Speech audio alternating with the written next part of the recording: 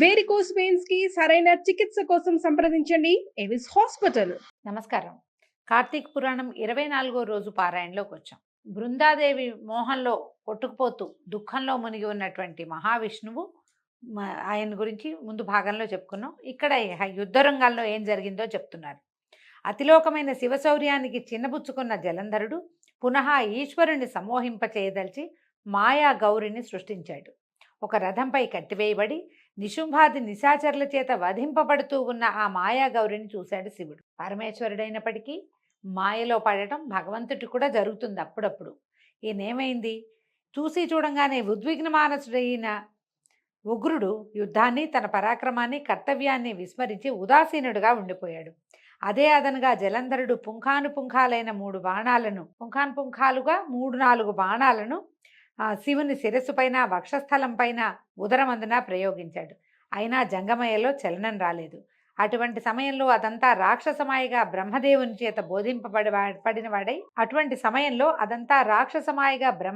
చేత బోధింపబడినవాడై కోలుకొనిన పరమేశ్వరుడు జ్వాలామాలాతి భీషణమైన రౌద్ర రూపాన్ని ధరించాడు.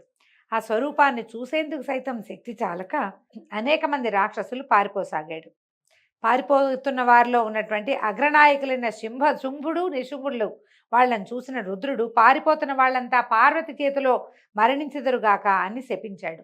మనం తర్వాత దేవి భాగవతంలో అమ్మవారు శుంభ నిశుంభుల్ని వధించింది నీల సరస్వతి స్వరూపంలో అని చెప్పుకుంటాం. ఆమె చేతిలో మరణిస్తారని రుద్రుడే ఈ యుద్ధంలో శపించాడని, కాలాంతరంలో వాళ్ళు అక్కడ మరణించారని దేవి భాగవతంలో చెప్పబడుతుంది. అయితే ఇదంతా గమనించినటువంటి జలంధరుడు బాణవర్షంతో అంధకారాన్ని కల్పించాడు, చీకటిగా చేసేసాడట. ఆ చీకటిని శివుడు తన తపోబలంతో చీకట్లను చీల్చివేశాడు. ఉడికిపోయిన జలంధరుడు పరిఘాయుధంతో పరుగున వచ్చి ఈశ్వరుని వాహనమైన ఎద్దును నందీశ్వరుణ్ణి భయంకరంగా కొట్టాడు. ఆ దెబ్బకు నంది యుద్ధరంగం నుంచి పరుగు తీయసాగింది. దానిని మళ్లించడం సాంబశివుని కూడా సాధ్యం కాలేదు. ఎక్కడ లేని కోపం వచ్చిందట పరమేశ్వరుడికి. వెనువెంటనే సుదర్శన చక్రాయుధాన్ని ప్రయోగించాడు. భూమి ఆకాశాలను దహింపజేసే వేయగలిగేటువంటి వేగవంతమైన ఆ చక్రము చూపర్లను భయభ్రాంతులు చేస్తూ వెళ్ళి జలంధరుని తలని నరికి నేల మీద పడేసింది. అతని మొండెం నుంచి వెలువడినటువంటి మహాద్భుతమైన తేజస్సు ఈశ్వరునిలో లీనమైపోయింది. బ్రహ్మాది దేవతలందరూ సంతోషాంతరంగులు, అవనత శిరస్కులు అయ్యి ఆ చంద్రశేఖరనకు ప్రణమిల్లారు, స్తుతించారు, పరిపరి విధాలుగా కృతజ్ఞతలు చెప్పుకున్నారు. అనంతరము బృందామోహితుడై అడవులలో పడి అల్లాడిపోతున్న విష్ణువుని స్వస్థుని చేసే ఉపాయాన్ని కూడా అనుగ్రహించమని కోరగా అందుకు గాను పరాశక్తిని వేడుకోమని చెప్పి జయజయధ్వానాల నడుమ సకలగణ సమేతుడై ఈశ్వరుడు కైలాసానికి వెళ్ళిపోయాడు. శివాజ్ఞ ప్రకారం దేవతలు మహామాయని ప్రార్థించడం మొదలుపెట్టారు. దేవతలు చేసిన మహామాయా స్తోత్రం అద్భుతమైనదటండి. అర్థం చెప్తున్నాను. ఈ మహామాయా స్తోత్రము అని గనక మనం సెర్చ్ చేసి వెతికి పట్టుకుని చదువుకోగలిగితే చాలా బాగుంటుందట. ఎక్కడా కూడా మనం తల్లకిందులయ్యే పరిస్థితి రాదు. అంటే ఒక్కొక్కసారి మనుషులం కదా, మనం రోజు మాయలోనే పడతాం, మనం ఉండేదే మాయలో. దాంట్లో నుంచి మనకి తర్వాత గతి ఏమిటి అనేది తెలుస్తుందట. దొరికిన వాళ్ళు ప్రయత్నం చేసుకోవచ్చు. సృష్టి స్థితి లయలకు కారణమైన సత్వరజస్తమో గుణాలు 3 దేని నుంచి పుట్టాయో ఆ దేవి యొక్క ఇచ్చ వలన లోకంలో జనన మరణాలు సంభవిస్తున్నాయో అటువంటి మూల ప్రకృతి మహామాయకి నమస్కరిస్తున్నాం. అంటే ఏ దేవి వల్ల ఇవన్నీ పుట్టి మళ్ళీ లీనమవుతుందో ఆ దేవికి నమస్కరిస్తున్నాము. ఏదైతే 23 భేదములతో చెప్పబడిన సమస్త లోకములను అధిష్ఠించినదో, వేదములలో సైతము దేని యొక్క రూపకర్మములు కీర్తింపబడుతున్నాయో అట్టి మూల ప్రకృతికి నమస్కరిస్తున్నాము. దేని యందు భక్తుడైన వాడు దరిద్ర మోహ భయ పరాభవాల్ని పొందడో, ఏదైతే తన భక్తుల యందు ఎడతగని ప్రేమ కలతో ఆ మూల ప్రకృతికి నమస్కరిస్తున్నాము. ఆయన ఇలా చెప్తున్నాడు అనమాట. ఈ దేవతలు చేసినటువంటి మూల ప్రకృతి స్తవాన్ని ఎవరైతే ఏకాగ్ర చిత్తంతో త్రిసంధ్యలు 3 కాలాల యందు పఠిస్తారో వాళ్ళు ఏనాడు దరిద్రాన్ని కానీ, భయాన్ని కానీ, మోహాన్ని కానీ, దుఃఖాన్ని కానీ, అవమానాన్ని కానీ పొందకుండా ఉంటారు. ఇక ప్రస్తుతంలోకి చెప్తున్నాడు నారదుడు. ఈ విధంగా దేవతలు ప్రార్థన చేయంగానే ఆకాశంలో జ్వాలాయుతమైన అద్భుతమైన తేజస్సు ఒకటి పడుచూపి, ఓ దేవతలారా, త్రిగుణాల రీత్యా నేను త్రిమూర్తులను ధరించి ఉన్నాను. రజోగుణం వల్ల లక్ష్మిగాను, తమోగుణం వల్ల సరస్వతిగాను, సత్వగుణం వల్ల లక్ష్మిగాను, రజోగుణం వల్ల లక్ష్మిగాను, తమోగుణం వల్ల పార్వతిగాను విలసిల్లుతున్నది నేనే. కాబట్టి మీ వాంఛా పరిపూర్తికై ఆ లక్ష్మీ పార్వతీ సరస్వతుల్ని ఆశ్రయింపుడని ఆదేశించి అంతర్ధానమైపోయిందట మహామాయ. దేవతలు ఉమారమా సరస్వతుల చెంతకు వెళ్ళి తమ మనోగతాన్ని వెల్లడించారు. భక్తవత్సలుడైన ఆ తల్లులు ముగ్గురు వారికి కొన్ని బీజాలనిచ్చి విష్ణువు ఎక్కడైతే మోహావృతుడై ఉన్నాడో అక్కడి బీజాల్ని చల్లమన్నారు. గింజలు ఇచ్చారట. అయితే దేవతలు ఆ బీజాల్ని తెచ్చి శ్రీహరి మోహితుడై పడి ఉన్న బృంద యొక్క చితాప్రాంతం అంతా చిలకరించారు. బృందాదేవి ఒక చోట చితాభస్మంగా మారిపోయింది. ఆమె యోగాగ్నిలో దగ్ధమైపోయింది కదా, అక్కడక్కడక్కడే తిరుగుతున్నాడు ఆమె వ్యామోహాలతోటి. అక్కడ చల్లారట. చల్లితే ఓ పృథుభూపతి, పాతివ్రత్య మహిమా సుశోభితమైన ఈ గాథను ఏకాగ్రచిత్తంతో చదివిన స్త్రీలు కానీ పురుషులు కానీ ఇహంలో సంతాన సంపదను, పరంలో స్వర్గ సంపదని పొందుతారు అని ఈ బృందావృత్తాంతం సంతానదాయకమని చెప్తున్నారు. పునః నారదుడు ఇట్లా చెప్పాడు: ఓ పృథు మహారాజా, పూర్వోక్త విధానంగా బృందాచితాస్థలిలో దేవతల చేత చల్లబడిన బీజాల వల్ల త్రిగుణ శోభితాలైన ఉసిరి, మాలతి, తులసి అనే 3 వృక్షాలు జన్మించాయి. వీటిలో సరస్వతి వలన ఉసిరిక, లక్ష్మి వలన మాలతి, గౌరి వలన తులసి ఏర్పడ్డాయి. అంతవరకు బృందామోహంతో మందుడై ఉన్నటువంటి విష్ణువు తన చుట్టూ చెట్లై మొలిసిన లక్ష్మీ సరస్వతి పార్వతి మహిమల వల్ల కోలుకున్నవాడే అనురాగపూరిత హృదయంతో ఆ వృక్షాలని చూడడం మొదలుపెట్టాడు. అయితే వాటిలో ఆ లక్ష్మీదత్త బీజాలు ఈర్ష్యాగుణాన్వితాలై ఉండటం వల్ల ఆ బీజోత్పన్నమైన మాలతి బర్బరీ నామధేయమై విష్ణువుకి ఎడమైంది. ఆయన విష్ణువు నుంచి పక్కకెళ్ళిపోయిందట. కేవల అనురాగపూరితాలైనటువంటి ఉసిరి, తులసి మాత్రమే పీతాంబరునకు ప్రియకరాలయ్యాయి. తద్వారా విష్ణువు మోహ విముక్తుడై ధాత్రి తులసి సమేతుడయి సర్వదేవతా నమస్కారాల్ని అందుకుంటూ వైకుంఠానికి తరలి వెళ్ళాడు. అందువల్లనే కార్తీక వ్రతంలోని విష్ణు పూజలో ముందుగా తులసిని పూజించినట్లయితే పుండరీకాక్షుడు ఎనలేని సంతోషాన్ని పొందుతాడు. అంతేకాకుండా ఇప్పుడు మాలతి అనేది ఒక తమాషాగా వాసన వస్తుంది. గిన్నె పువ్వులాగా ఉంటాయి, మంచి వాసన వస్తుంది. కోస్తే చిన్నగా పాలు వస్తాయండి.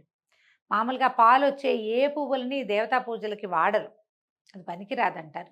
మాలతి వృక్షం ఇట్లా జన్మించిందట. వాసన మాత్రం మహాద్భుతంగా ఉంటుంది. దాన్ని పూజలో వాడరు సాధారణంగా. ఈ 2 చెట్లని మనం తులసిని నిత్యము పూజిస్తాం. ఉసిరి కూడా విష్ణుగుణాన్వితంగా ఉంటుందని చెప్తారు. అయితే తులసి మహిమ చెప్తున్నారు. ఎవరింట్లో అయితే తులసీవనం ఉంటుందో ఆ ఇల్లు సరస్వతీర్థ స్వరూపమై విలసిల్లుతుంది. యమదూతలు అక్కడికి రాలేరు. సర్వపాప సంహారకమైన ఈ తులసీవనాన్ని ఎవరు ప్రతిష్ఠిస్తారో వారికి యమధర్మరాజును దర్శించే పని ఉండదు. అంటే నరకానికి వెళ్ళరని, పుణ్యాత్ములై స్వర్గాన్ని పొందుతారని భావం.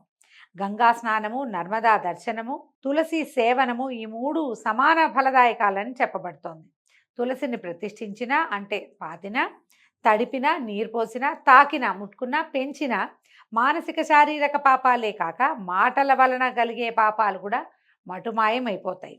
తులసి గుత్తులతోటి అంటే మంజరులు అంటాం కదా, గింజలు రావడానికి ఒక కుచ్చులాగా వస్తుంది, మంజరి అంటారు.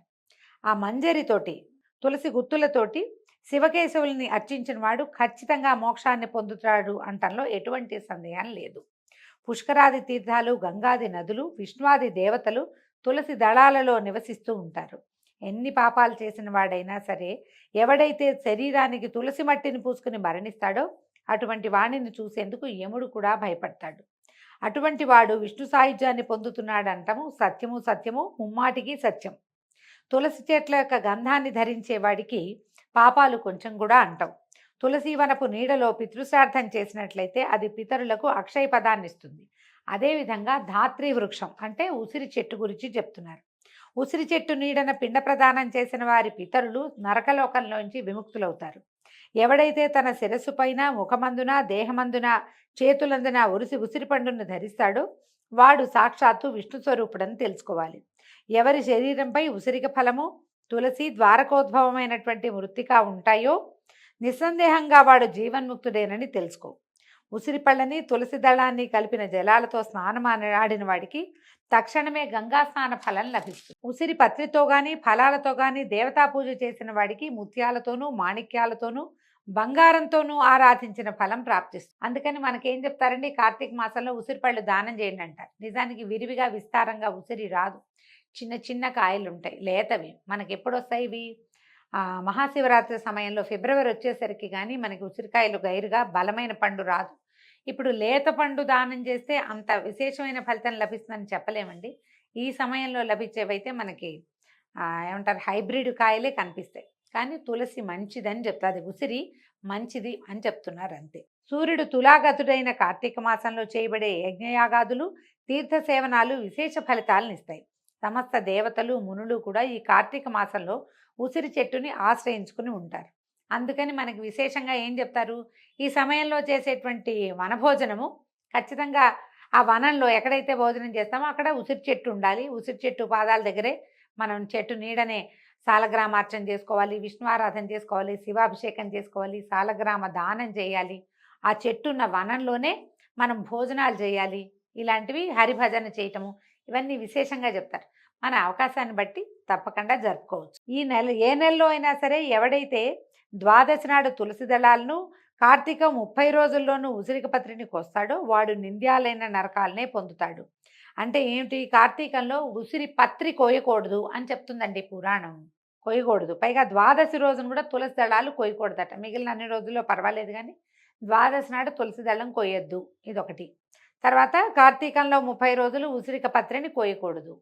మనం ఏం చేస్తాము, ఈ క్షీరాబ్ది ద్వాదశి నాడు ఉసిరి చెట్టు ఏం పెట్టుకుంటామని బజారంతా ఉసిరికి చెట్టు కొమ్మలే, ఇంతంత కొమ్మలు కాయలతో ఉన్నవి, లేత కాయలు చక్కగా ఉంటాయి, వాటితోటి కొమ్మలు తెచ్చి పెట్టుకుని చేసేసుకుంటున్నాం. చాలామంది చేస్తారు. అందరూ ఉసిరికి చెట్లను భరించి పెట్టుకోలేరు కదా. మనం ఈ పాపమే చేస్తున్నామండి, ఇది తప్పని చెప్తోంది పురాణము. వచ్చే సంవత్సరం జాగ్రత్త పెడదాం. ఏదైనా చిన్న తులసి చెట్టు తెచ్చుకుని 3 4 కలిసి ఒకే చోట ఉసిరి ధాత్రి తులసి కళ్యాణం చేసేసుకుంటే సరిపోతుంది. మరి అవకాశం ఉన్నవాళ్ళు ఆలోచించండి. వచ్చే ఏడాది ఏం చేయగలమో మనం ఇప్పుడే ఆలోచించుకుని పెట్టుకుంటే బాగుంటుంది. ఎవరైతే కార్తీకంలో ఉసిరి చెట్టు నీడన భోజనం చేస్తాడో వాడి యొక్క 1 సంవత్సరపు దోషం తొలగిపోతుంది. ఉసిరి నీడన విష్ణు పూజ చేస్తే అన్ని విష్ణు క్షేత్రాల్లో అంటే 108 దివ్య దేశాల్లోనూ విష్ణు పూజ చేసిన ఫలితం లభిస్తుందట. శ్రీహరి లీలల్ని, మహిమల్ని చెప్పడానికి ఏ ఒక్కరికి కూడా ఎలాగైతే సాధ్యం కాదో అలాగే ఈ తులసి ధాత్రి వృక్షాల మహిమల్ని చెప్పడం కూడా చతుర్ముఖుడైన బ్రహ్మకు కానీ సహస్రముఖుడైన శేషుని కానీ సాధ్యం కాదు.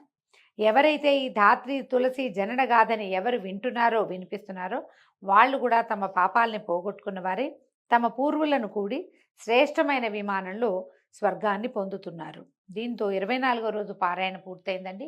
ఈరోజు కార్తీక సోమవారం, ఆఖరి సోమవారం కాబట్టి దీపారాధన చేసుకునే వాళ్ళు, దీపదానం చేసేవాళ్ళు, ఉపవాసం ఉండదలుచుకున్న వాళ్ళు, దేవాలయంలో దీపాలు పెట్టదలుచుకున్న వాళ్ళు ఎవరైనా సరే ఈ ఆఖరి సోమవారాన్ని సుసంపన్నం చేసుకోండి. రేపు ఉదయం మళ్ళీ 25వ రోజు పారాయణతోటి కలుసుకుందాము. నమస్కారం.